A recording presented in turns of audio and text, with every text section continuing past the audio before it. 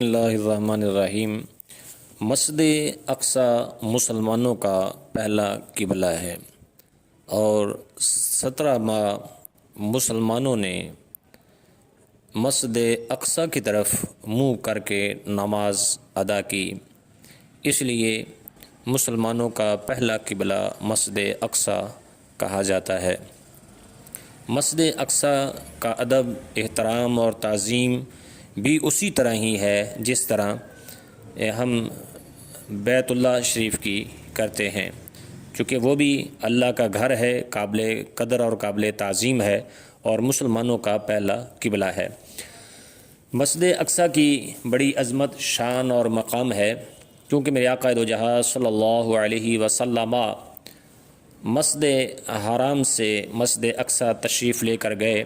اور شب معراج کا سارا واقعہ ہی مسجد اقصی کے ارد گرد گھومتا ہے۔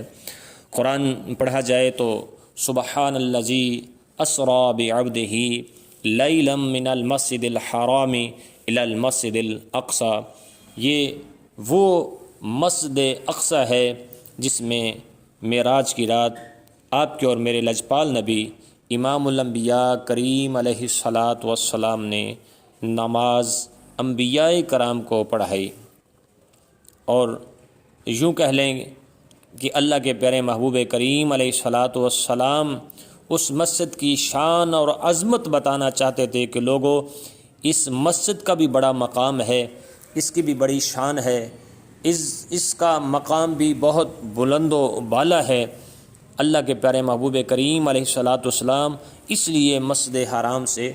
مسجد